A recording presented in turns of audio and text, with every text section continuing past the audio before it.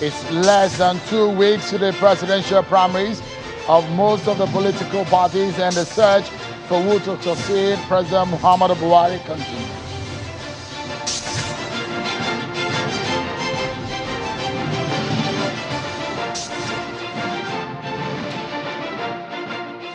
And a request by political parties seeking an amendment to the election timetable, strong stand of INEC gets our attention. Plus, the AFDB president, Akinwumi Adesina, says, "Count me out. I'm not in the presidential race in Nigeria."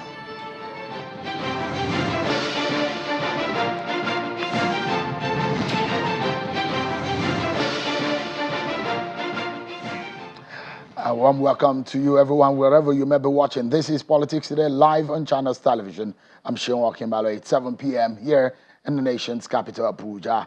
Welcome on board, and let's get the ride started, shall we?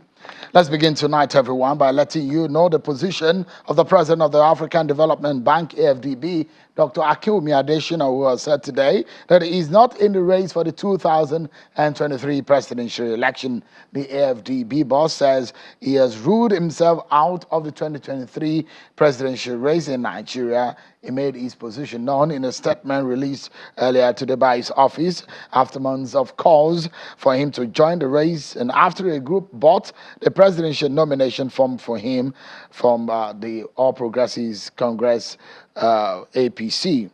Adesina, in a statement, says, quote, "While I am deeply honored, humbled, and grateful for all the incredible goodwill, kindness, and confidence, my current responsibilities at this time do not allow me to accept or consider such." He went further to say, "I remain fully engaged and committed to the mission that Nigeria, Africa, and all the non-African shareholders of the African Development Bank have given me for Africa's development. I remain fully focused on the mission of supporting the accelerated development and economic integration of Africa." End of quote. Tonight, we begin to question, have conversation with those who are seeking the #1 office in the land. And tonight, we're bringing another front-line politician who is trying to clinch the ticket of the APC. Plus, we also look at the conflict between the political parties and INEC. The political parties have said, "Give us more time. We need to sort out ourselves." But INEC says there is no going back on the set dates and timelines that we have rolled out. We will stick by it, and the political parties are not happy. We look at the implications right here on the program. Stay with me, everyone. First, before we get into all of these conversations, let's check out some of your political roundup stories.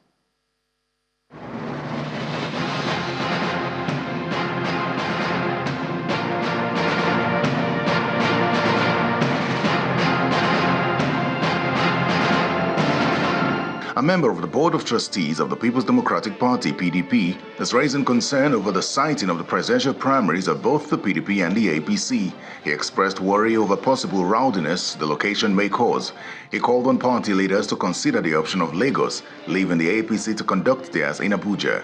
Chief George was speaking in Lagos during an interaction with the press. I want to appeal publicly, because we want to impact positively on the minds of Nigerians who are not card-carrying members, that we are better managers. No encumbrances.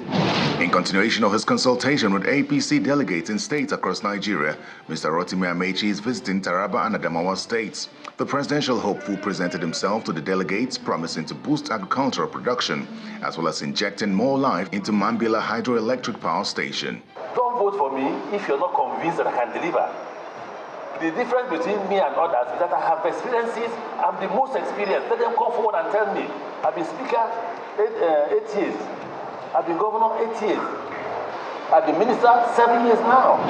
A presidential aspirant on the platform of the Action Alliance, AA, Mr. Samson Odupiton, is promising to tackle issues of insecurity and youth unemployment with a view to reducing the nation's security challenges to the barest minimum. Speaking in Abuja shortly after submitting his presidential nomination form at the headquarters of the party, Mr. Odupiton says he has solutions to the challenges bedeviling the nation. The cost of governance in this country is just too much, and first we need to cut it. And this I'm putting into practical in my way of electionary campaign. I'm going to cut costs in time of campaign. The Director General of the Yahaya Bello Presidential Campaign Organization, Hafsat Abiola Costello, says she is supporting the Governor of Kogi State, Yahaya Bello's bid for the presidential ticket of the All Progressives Congress due to his abilities and qualities. According to Ms. Costello, Governor Yahaya Bello has the capacity to move the nation forward in both economic and technological terms. This person is the person with the temperament, with the courage, with the intelligence, and with the record to really deliver. Some members of the PDP in Anambra State, in their numbers, including the 21 local government chairmen, ward executives, and major stakeholders, have taken to the streets to protest. Their fear is a possible exclusion of Anambra delegates from the party's national convention.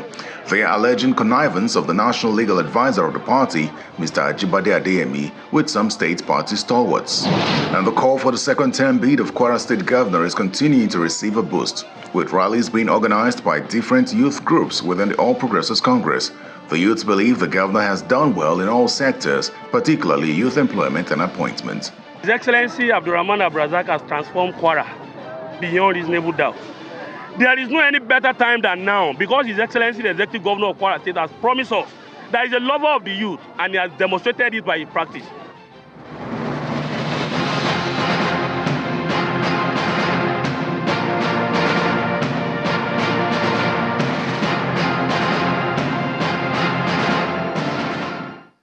Well, let's tell you that the ruling All Progressives Congress APC has inaugurated its committees to screen the State House of Assembly aspirants in the 36 states of the Federation.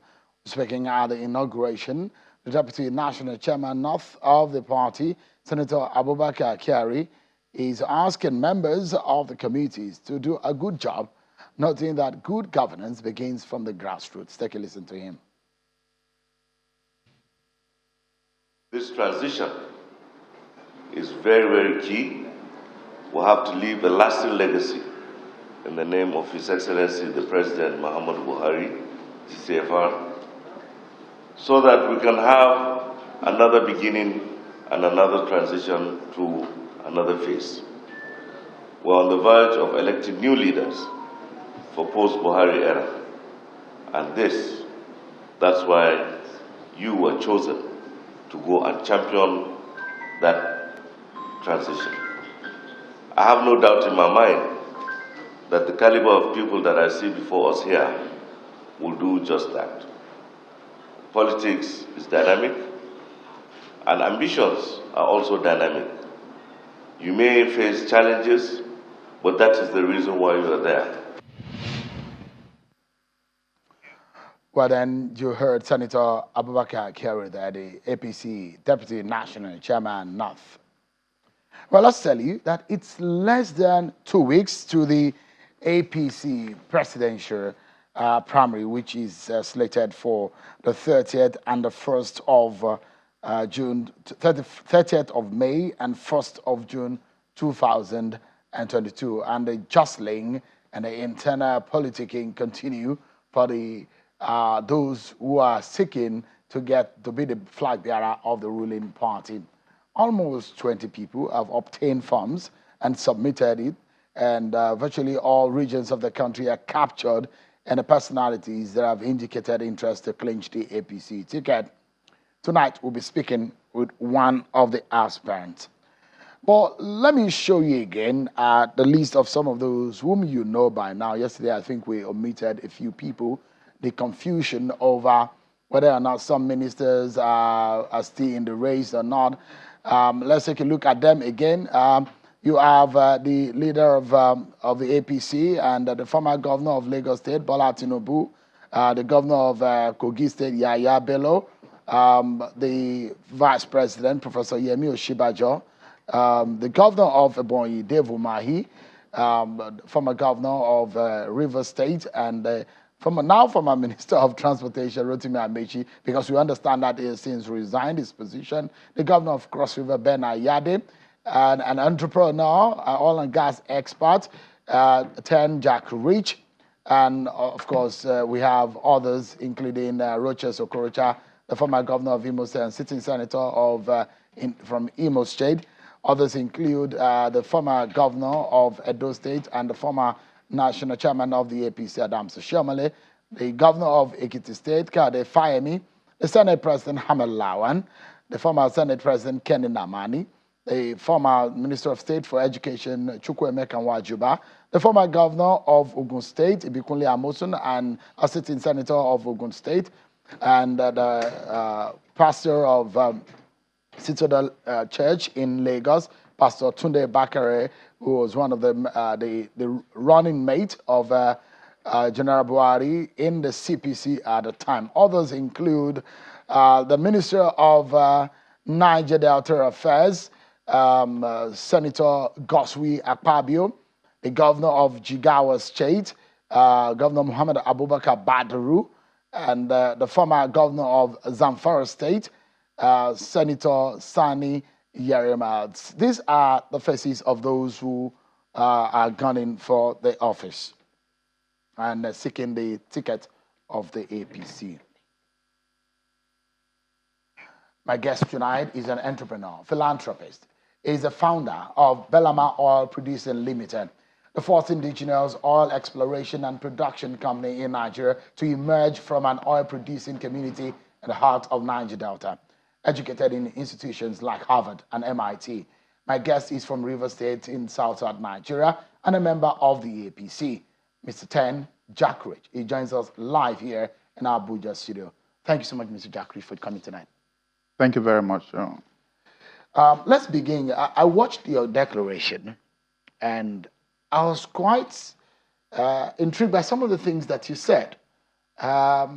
It was audacious, some of the things you said in respect of job creation. You said in respect of security. You said you're going to be on the ground. You're going to, anything that happens in Kaduna, in Zamfara, you will be on the ground. What do you mean by the statement that you'll be on the ground and that you'll be present wherever you are needed? Well, thank you. Basically, I mean, I'm talking about exercising leadership. You know what I'm trying to say. So if you have any challenge in any part of the country, you should be able to, be there to address it. So irrespective of the time and all that, and that's why I said, whatever the issues are, if there is any emergency, I mean, as a commander-in-chief, I'm going to make sure I get there by all means. I mean, it could be in the southeast, southwest, south. So that's what I meant by that. What does the presence of a president means in a crisis situation? Well, it means encouragement, showing leadership, and also appreciating the guys on ground, either servicemen or women. And it also shows that sense of, belonging that you're giving to the local people, that you feel their pain, and you, where solidarity is needed, you are there to, express that. So that's exactly what it means. And also, you're going to be able to have issues, you have first-hand issues, and you'll be able to discuss with them in terms of providing the right solutions to deal with the issues. So it goes a long way to showing that sense of, fellowship. But it's far away from the solution to our security problems. Yeah. What do you think is the solution to our security problem? Well, I think basically in 2023 is going to be pretty much unique. You know what I'm trying to say? Because you're going to be dealing with young population that is surging. So you've got to create what I call the economic pipelines. That's what you need. A lot of jobs to be created. So a lot of our teaming youths who are not engaged can be engaged. Because a lot of these young boys and girls, what they do right now is they just sit under the trees, sitting down, doing nothing. And then all they think about is, am I going to survive today? I mean, I'm not even thinking about tomorrow. So 2023 will be a pretty much unique year for our country. So you need leadership that is strategic, that is visionary, that also understands that the young population can be converted into the economic value chain to provide the right solution in dealing with social issues. Because, I mean, an idle mind that says the devil's workshop. So we will provide enormous amount of economic bombardment to engage our team and youth. Do you see yourself as one of Nigerians' young people? Well, you have to feel that, They've got to feel that. You're 47 right now, or 48? 47. Yeah. So, I mean, they have So you see yourself as a young person in Nigeria, or you see yourself as a generation on the other side?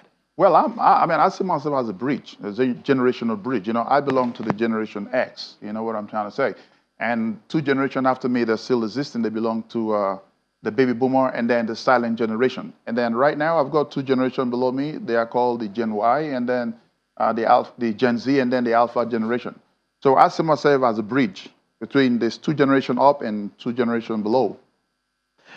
Now, because you touched on getting people engaged, and you spoke about the young people. Now, the critical issues as to what exactly are the problems of security in Nigeria.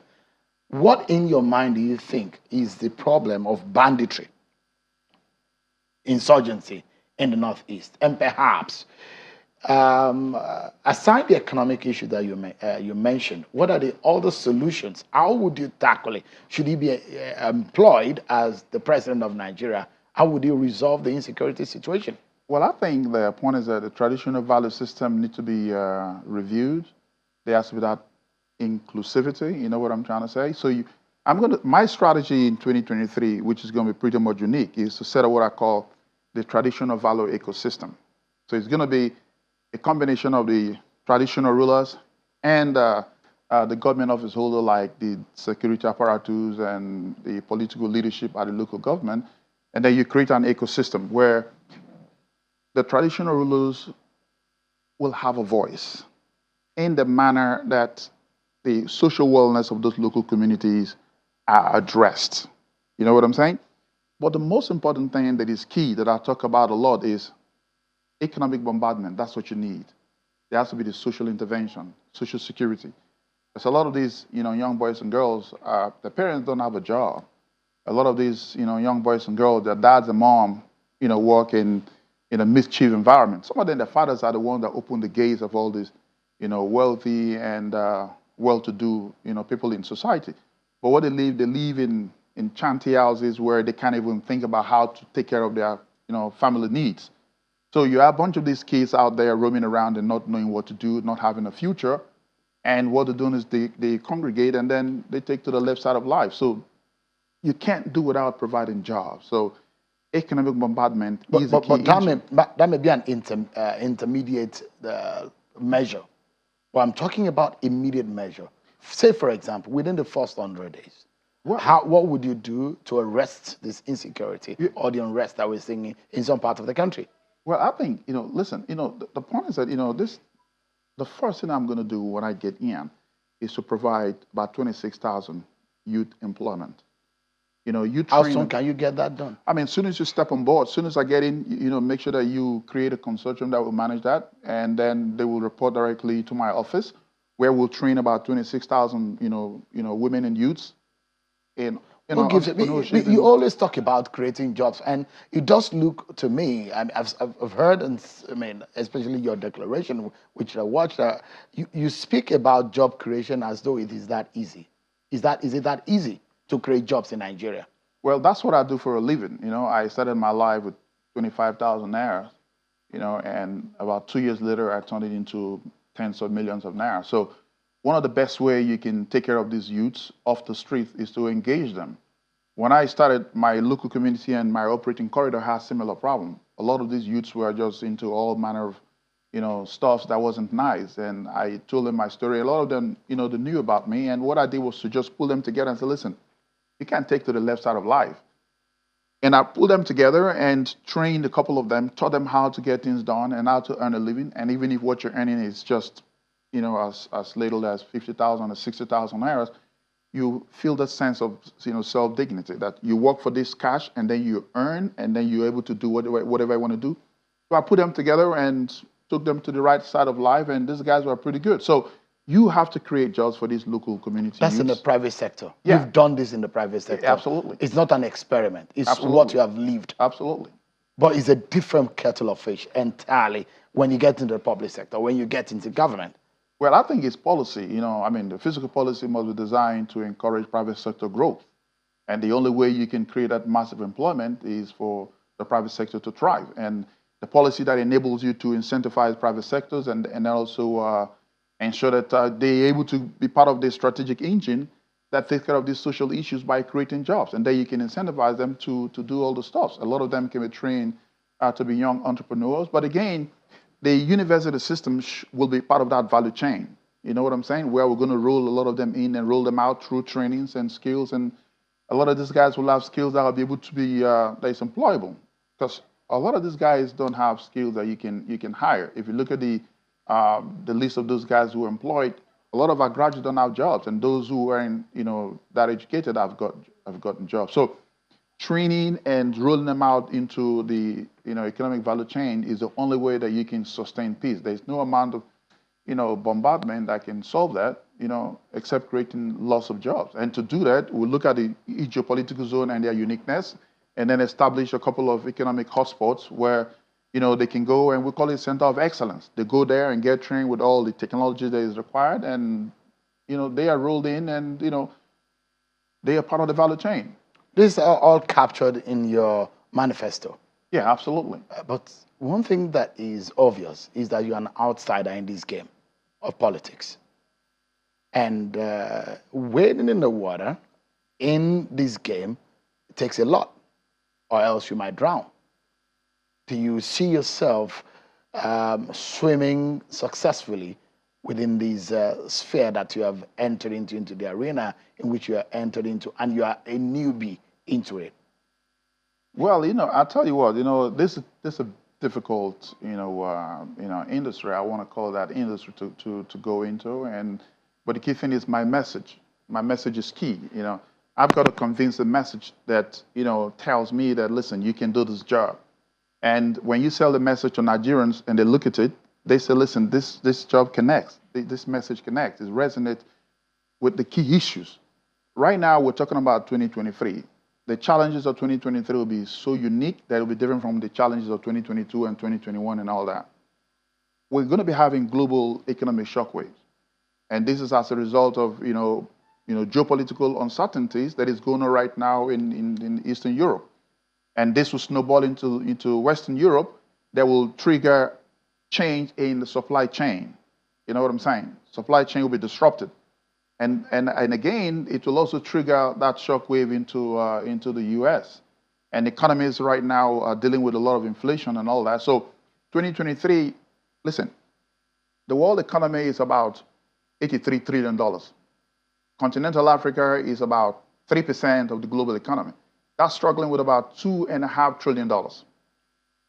Nigeria's GDP is about 19.8% of continental Africa's GDP. Now we are dealing with a consuming economy that does not produce what it consumes. So as a commodity country, whatever happens to the global commodity market will hit us real hard.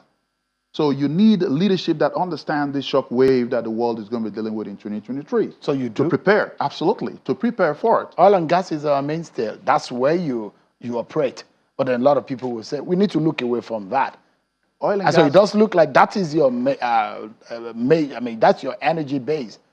Well, oil and gas is going to be the catalyst. You know what I'm saying? So you need to take advantage of the oil and gas opportunities as a catalyst to activate other sectors. These are the low-hanging fruits. Listen, revenue generated from oil and gas can activate all other industries, like the agricultural sector, for example.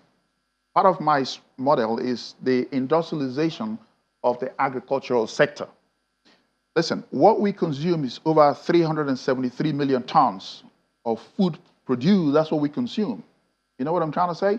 But we are only able to produce about 43% of that. So we have that deficit.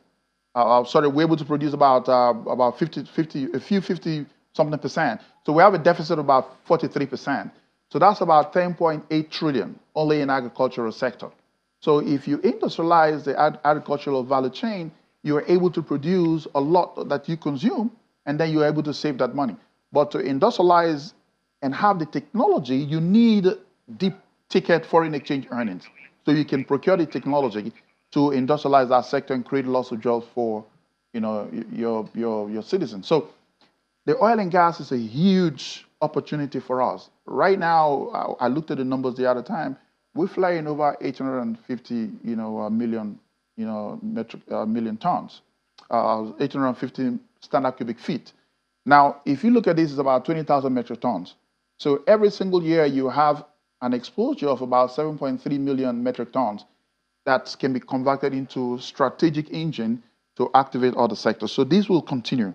So you need leadership like Jack Rich, who understands the value chain, the end-to-end value chain, so that where you vertically integrate, you can vertically integrate. And where a particular asset owner wants to continue to deal with the commodity line, you say, hang on, you have this, but then you need to vary from here so that we'll be able to have warehouses and refine it for our local consumption, and then we can reduce that capital flight that really we're dealing with. So anybody watching you right now will say, oh man, he's got a lot of ideas. He has a hang on some of the issues, economic issues predominantly. But aside that, what have you done to think you deserve to be Nigeria's president? Well, Sean, I tell you, I've been going around my fatherland helping, doing what I know how to do best in trying to help. I came from a less privileged background. You had shoes? No, I didn't have. I was a village kid doing fishing. When my parents left the city for the village about 1983, 1984. And I'm the sick child of my late parents' children. So we went to the village. What I was doing was fishing. As a little boy at the age of 8, 9, 10, that's what I was doing, because my mother passed on when I was 10 years old. And I was left in the village fishing, doing nothing. No father, no mother, no sibling, nobody. I was just fishing and trying to help myself go through primary school. And I tell you, I was in primary 6 when I was 15. So one day I said to myself after primary 6, I said, listen, I think I was born in the city of Port Harcourt. I need to return back to that city where I was born. But then I didn't know where to go. I just boarded the boat, and I was just, scooping water off the boat. And we arrived Port Harcourt City about 11 p.m., while going through the tributaries, and I saw the light illuminate from afar. And I said, that's where I was born. So when we got to Port Harcourt, I disembarked the next morning, and I went into the streets and not knowing which way to go. And then I just get into the local corner where I would just do menial job just to survive. And today, this is where I am. So the point is that my special skill is in the area of dealing with core issues. I'm a problem solver. So 2023 is so unique that you need a problem solver who has gone through the crucibles of life. I was born in a house of poverty. I live with poverty, and poverty fought my parents and took them away. And poverty tried to hit me real hard, but I was able to knock it off and got to where I am. So I know what it means for a family to be hungry. I know what it means for a country to be hungry. And I right now operate in a strategic business that is sensitive to our national security, which is the mainstay of our economic resource. Let me tell you, the industry that I'm in accounts for over 95% of our foreign exchange earnings and influence our national budget by over 90%. But it's just less than 5% of our GDP. So it's a critical, stimulator for any economic growth that will be based on strong industrial and technological advancement. So you need that as a low-hanging fruit to activate all of the industries, like the education, agriculture and petrochemical and all that. Listen, you need somebody who can deal with the key issues. You need someone like me who understands the fiscal policy issues. My economic policy will be such that we will deal with the core issues that is the main, vibration of our economic wellness. You know what I'm trying to say? Our population right now is growing at about 2.5%. So by 2023, the population will be hitting 222 million. And with the 2.5%, every single year, population will grow by about 5 million. So the leadership of 2023 will deal with the projected population of about 28 million, plus the population of about 222 million. And the dependency rate is over 78%. So 78% of the population is dependent on 22% of the population. So you need a strategic visionary leadership that will be able to reduce that deficit line. Otherwise, we will continue to struggle. So you are young, you're an outsider, yeah, you're a private sector person, you're not one of the mainstream politicians. How would you beat them to their game? Listen, we have a president that is so super unique. The president has always promoted the youth to get involved in political leadership. And to tell you the gospel fact, the president himself in his heart, wants to see Nigeria go super well. He wants to go outside the traditional box to get someone who believes in the united country called Nigeria, and we can develop this economy, and we will be able to deal with the debt issues. Not only that, you have a president that is young at heart, that always advises the youth to get ready for leadership. And for me, Nigeria is also looking for a new breed. They're looking for freshness. They're looking for young energy that will come in and disrupt the process. and then coming with innovation that can compete with the world's most advanced economies. You need a president that can engage with Emmanuel Macron, to discuss, technological issues, industrial issues. You need the president that can engage with someone like Boris Johnson. You need the president that can talk with someone like Joe Biden and say, listen, you are G7, but you need to let us into G20 because we are the most valuable economy on the continent of Africa. Not just the most populous, nation on the continent, but we are strategic for the economic wellness of Africa. So continental Africa looks up to Nigeria. So you need a president that can negotiate our place in the Committee of Nations and put Nigeria high up there. You know what I'm saying? And that is you. And that's me. And you need a president that can speak to Elon Musk to come in here and invest. You need a president that can engage with Bill Gates, not to give us aid, but establish key economic centers that our teaming youth can have access to technology-based jobs to drive our profitable economic growth. You need a president that can encourage private sector growth. You need a president that can engage the private sector, corporate Nigeria, to contribute our fair share. And then you need a president that can also speak to the foreign investors in here and give them, that hope that the country is super good. But then you need to also contribute your fair share so that we can advance our economy and create the right jobs for our youth. Mr. Ten Jack Rich, thank you so much indeed for coming tonight, and I wish you the very best. I know it's not an easy task, wading the water where a lot of political experts, they've done this all their lives, and I wish you the very best. Thanks so much for coming. Thank you very much, Shehu. My appeal to my wonderful party APC is that you have Jack Rich. I've got to my heart for you, and I promise you that when you vote for me, I will not disappoint you. I won't disappoint Nigeria. And I'm also telling Nigerians that APC is a party to go with because it's a progressive party. It believes in innovation. It believes in young people like us. And the party has given the platform to someone like Jack Rich to showcase his value and interest. And I believe strongly that united with her, divided we would never be. And thank you, Sharon, for having me. Thank you so much. You're going to see this turning around in a super way that you've never seen before. APC is a party. Thank you so much for coming in. We take a break, everyone. And when we return, Engineer Yabagi Sani, the IPAC National Chairman, and Mr. Samson Itodo, Executive Director of Yaga Africa, will be joining me on the program next and dissect what has become a major disagreement between INEC and the political parties. The disagreement, how will INEC be able to see all this through? We'll dissect the issues after now, everyone. Join us again. Welcome back, everyone. The umbrella body of the political parties in Nigeria, the Inter-Party Advisory Council, has requested that the electoral umpire, the Independent National Electoral Commission, INEC, extend the date of primaries to allow parties to come out with good elections. The Independent National Electoral Commission has turned down that appeal for an extension of the deadline for the conduct of primaries by the political parties. The professor, INEC Chairman Yakubu, on two different occasions had said the commission that is INEC will not change its June 3rd deadline for the primaries of the 18 political parties. What does this mean for the political parties? I'll allow you to listen again to INEC Chairman on this position that INEC has taken that is not going to change or amend the timetable of elections. Take a listen to INEC Chairman. I hereby reiterate the position of the Commission that there will be no review of the timelines. There are so many interrelated activities that are associated with the timelines which must be carried out.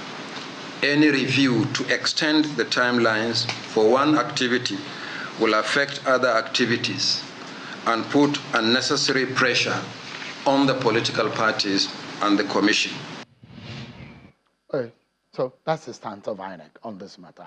Are the political parties in trouble? If you look at what is happening, the Electoral Act, which is one of the areas that we will touch on, has pointed or changed the dynamics of things as to those who will be delegates into the into the party primaries, which then means that there must be some congresses that will determine those who will be delegates to the political parties' primaries. Now, APC and PDP, we understand 28 and 29, PDP will hold its primaries here in Abuja. Someone like Chief Bode Judge is already saying, look, there will be a logistic problem because the APC is holding theirs on the 30th of May and the 1st of June. It does look to me that trouble might be brewing. And tonight, that's where we've gotten the national chairman of the Interparty Advisory Council, Engineer Yaba Gisani, and a lawyer, the executive director of YAG Africa, Mr. Samson Itodo. Both of them will be giving us perspective. Samson is also an election observer. So in all of this, election is not an end, it's actually a process. So we are already in the election season. Thank you so much, gentlemen, for coming. Are the political parties in trouble, Engineer Sani? We are worried. You are not in trouble? We are very worried. You are under pressure? We are under pressure because of the fact that this Electoral Act, which is the ground, well, you can say it's the ground norm because it is from the Constitution itself, so it has the same weight as the Constitution of the country. And as far as elections are concerned, if you do anything that is not in line with the letter of the electoral law, you are in trouble because there are people there that are just waiting for any slightest chance to approach the court and then create a necessary crisis, some for their own interest and then some for maybe some artistic reasons.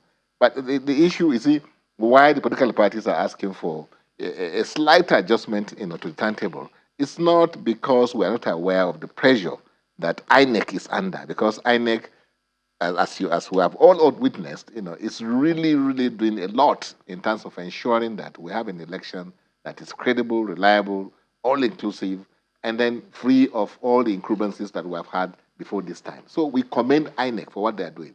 But we also want INEC to understand the fact that we are like the chicken and egg, in the sense that without political parties, there cannot be INEC, really. And without INEC, perhaps, you can't have political parties, even though there are some countries that you don't have this kind of, micromanaging of the electoral process as we are having it in this country, which is okay, and as far as the issue, the process is concerned. But the issue is that there are consequences, not only in terms of people taking you to court. The electoral law says that if any political party submits a name of a candidate, that submit documents that are false, that political party is going to be liable. The national chairman of that party, the secretary, the national secretary, the party will be fined about 10 million naira if you are found guilty. And not only that, you have a situation where the electoral law itself, is still undergoing some, amendments. We have witnessed one last week. National Assembly had to rush, to see how they can tidy up the whole thing. So the point we are making, this is the first time where we are putting this electoral law to test. And we are saying that being a social, it's a process. It's not a mechanistic thing that this is what I want to do, you just move this one from here and put it here. No, there are logistical issues. Yeah, I'm one of those who have said in this program that I'm not a prophet of doom, but I've said that political parties will fall into trouble with the Electoral Act. It's the first time we're testing it. There are a lot of changes. There are a lot of dynamics that we have not experienced before. And a lot of the political parties are not used to it. This is the first election cycle that this will be put to test. And perhaps that's what I said a few months ago is coming to pass. Political parties are now saying that they are going into trouble. I hate to find myself to say, oh, I said it. But the question here is, you are the political parties, which you lead the umbrella body, are like students who are writing examination. And in the middle of examination, you say, oh, wait. You have to change the date of the examination. No. The exam hasn't started. So you're changing... No, the exam hasn't started. Exam has started. No, the process. Elections are they're not an event. There is a process. Exactly. So as soon as the umpire blew its whistle, it has started. Yes. You are being judged from day one. Yeah, from day one. I agreed. So once they announce the date and everything, you can it say... Has started. Yeah, it has. But the actual... So you want to change the rule in the middle of the game? The actual elections have not started yet. And again, Constitution has a provision, for this. 180 days before the date fixed for the election, you have to submit, your candidates' names and all the things required. The Constitution gives INEC the power 180 to days. set up. No, the Constitution gives the power to INEC to draft the guidelines for every election. Exactly. And they start with you, didn't they? Exactly. They start with you. They had meetings with you before they came out with the timetable. They had meetings with us they had meetings with us, asking us to come and take a look at this. This is what we want to do. And believe you me, the meetings we had was a meeting that was based on whether or not the electoral, amendment itself was going to be, signed into law was given accent by Mr. President. If you remember, there was filibustering going on at National Assembly, and Mr. President also was sending it back to them to go back to this one. So nobody knew that the act was going to be signed into law because we had our misgivings that, well, who knows? Mr. President may say it wasn't given to him, within the time limit that he can do something about it. Or there are issues that Mr. President can raise, and that will take, until who knows when they will sort it out. So this is why nobody paid the kind of attention you are talking about, to what INEC presented, because even INEC themselves were not, sure of what was going to happen. Some of us are not politicians. We are not members of the political parties, but we pay detailed attention to some of these issues. Let me bring my friend Samson today. You are also a sideliner like myself, and I'm not sure if you were on the program one of the days that I said that the political parties might be in trouble. But do you, for a moment, feel for the political parties the kind of pressure they are going through, logistical problems that they may be facing right now? Well, I think the question is not whether you feel for political parties. It's the fact that the political parties are making a dangerous demand that Nigerians should resist. And from the civil society perspective, we have called on the political parties to refrain from making this demand for an extension and respect the powers that the Independent National Electoral Commission has to set timelines. And this request would actually infringe and assault on the independence of the Electoral Commission, because the Commission is bound by law when it issued the timetable for the elections. And all of these processes are clearly articulated in the Electoral Act 2022. And so this demand does not bode well for the 2023 elections. And Sheon, INEC published the timetable and schedule for activities on the 26th of February. It's been 3 months since the timetable was published. And the timetable was published pursuant to the signing of that act, which the president signed on the 25th of February at 12:25 p.m. The moment the president assented to that bill, everybody in the world knew that the next round of elections will be governed by the Electoral Act. If the political parties had 90 days, to plan for the primaries, and at this point they are seeking for an extension, I think, one, it is unfair to Nigerians, it is unfair, even to the Electoral Commission, and also unfair to the Electoral Act, because we are protecting the fidelity of the Electoral Act. And there are a few issues. One, the Electoral Act under Section 31 also talks about the final day for the submission of list of candidates. The Act says that the final list of candidates shall be submitted not later than 150 days before the date of an election, and then primaries not later than 180 days. In between, the conduct of the primaries, there are several activities that will take place. One, when the primaries end by June 3rd, the parties are expected to process their nominations. So INEC has prescribed forms, the form EC9A to about E, where the parties will fill in those the particulars of their nominated candidates, and then submit, the forms to INEC. Now, INEC will now have to publish the list. And the law is clear as to the timelines for publication of list. It says 7 days. And so if you check, in about 993 constituencies, those lists will be published. You give the parties time, because the Act also says that where a candidate or a party has nominated a candidate that has presented false information, an aspirant who is a member of the political party can actually challenge that in the court. And the public was stripped of that locus to challenge that.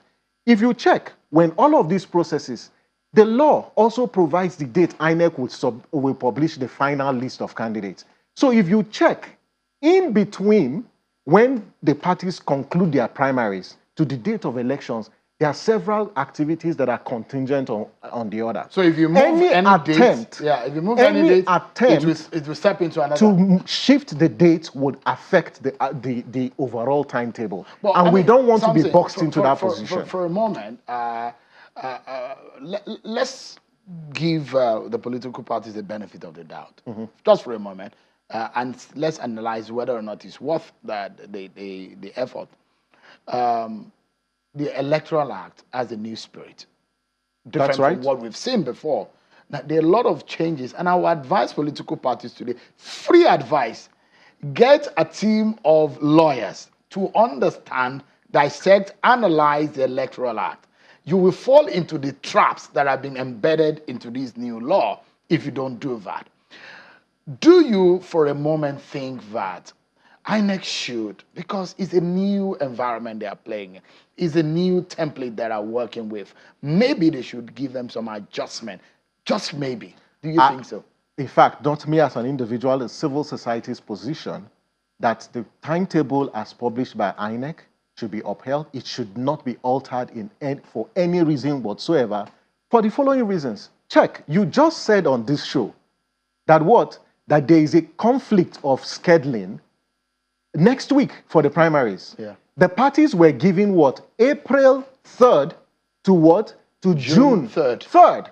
No, April 4th to June 3rd. That's a month. Why did the parties wait till the last week, the final week, for the conduct of primaries to schedule all their primaries? It is for a reason. So you should ask the parties, how come they didn't conduct the primaries in April? Why didn't they conduct the primaries at the first week of May? Why do they have to wait until the last week? It tells you a couple of things. That one, the parties are delayed for political reasons, because we know what happens. You know, what would they do? And the parties have to explain to Nigerians, why they have to wait. The same parties have reviewed their timetable for elections. How many times have parties written to INEC shifting dates for the conduct of their primaries? I'm not sure. So when you talk about because one of the other issues, I'll bring you in, Engineer Bigisani. One of the issues that I'm not sure we've had a situation where they had to elect delegates before they go into primaries. They always had statutory delegates, and delegates are all cast before they go into primaries. But this time around, they have to conduct the Congress, isn't it? Before you go into the primaries. No, all times, parties for delegate elections, parties have always conducted congresses to nominate their candidates. The key question we should ask the parties is, one, there was 3 months between when the act was signed till date, and why do they have to wait until the last minute? It tells you a lot about the party system. So for me, the conversation should be that, yes, this is a new legal regime. Parties need to learn from this, so as they plan for future elections. But INEC should not be asked, to review the timelines, because what happens is it would affect, the elections. And any attempt to alter this timetable is it contradicts and contravenes and does not serve public interest. And Nigerians must actually resist this request by political parties for a shift in time. We don't want to keep in mind that the Constitution already provides a time frame for when elections should hold, not earlier than 150 days and not later than 30 days. We have shifted the first date of election. Elections were meant to hold on the 16th or so of February. Now they've been moved to 25th and then March 3rd. So let's not box ourselves into a tight time frame. And let's stick to the timetable in the interest let me bring of our democracy. Alaji Yabagisani into the conversation. When you don't have civil society on your side, you know you're in trouble as a political party. You and your friends in the other 17 political parties, where do you go from here? No, Samson belongs to the class of the people that have these academic, arguments exercised, for the sake of having some arguments to present, their eloquence and, what have you, of ideas and things like that. But we are talking about practical situations here that affect human beings. We're not talking about some academic arguments that nobody, I think, loves this country more than somebody who forms a political party or who is a member of a political party You cannot be more compatriots than that individual. How can you be? The point, the picture they are trying to paint is like they against us. As if politicians are something different from Nigerians, that Nigeria must resist war. Isn't the fact, Alhaji So it's not Babangida, that you've had this timetable No, coming? You've time, had this 3 months before. No, you see, you are talking about a social process, dynamics process.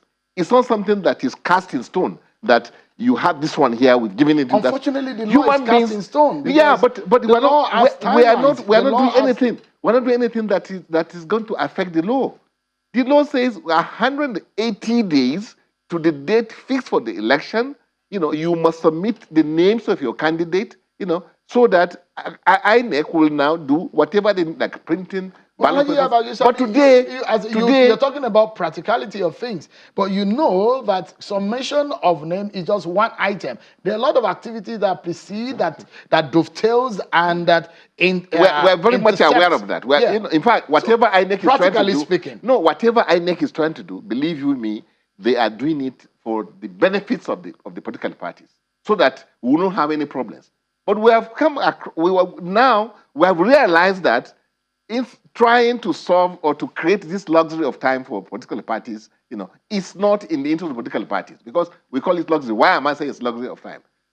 6 months, the constitution says, you have created about 10 months. Even for the number of extension we are looking for, you still have 10 clear months. What is the biggest danger if INEC does not give you your request on the appeal that you've made to INEC? Oh, the biggest danger is that we'll rush over this thing. Anything that is rushed, definitely are going to make mistakes. What should INEC be doing right now? What would INEC, we're closing now. Yes, so what do you want INEC to do right now? INEC should do what they have been doing all along. INEC has always been a good partner, to ensure that we have democracy that will be endurable. But if we rush these things and parties are not able to even select their candidates, in the proper way, we end up with garbage in, garbage out, and you are just creating businesses for lawyers, litigations all over the place, which even INEC themselves will not be happy. INEC has been complaining about litigations, in which in most cases litigations we find in elections are during the primaries. Unfortunately, your hands are tied by law. The only thing I guess you can do is to beg INEC. But we're begging, we're appealing to them, and I know that you're not INEC, on your knees. I can't see that. No. Your final word, Samson. I think the position taken by the INEC chairman and INEC is the right position. They have the support of civil society. Yeah. The timetable should not be altered for any reason. We just urge the political parties that we believe they can still go through this process in a democratic way, and it can still produce. We don't want to create businesses for please. Lawyers.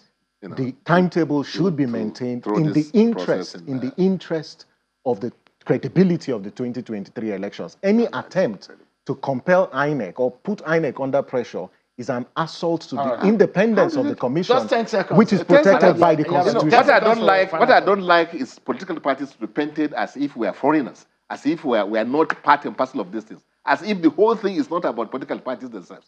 But it's also about the Nigerian people. If this we are the parties exist for the Nigerian people. For now, the it's not for political parties. No. Political parties are the agents as recognized by the Constitution. The Constitution does not recognize Nigerians. But the parties exist for the people. Exactly. They don't exist for themselves. Then listen to the parties then. No, but the parties had enough time. INEC is not an island to itself.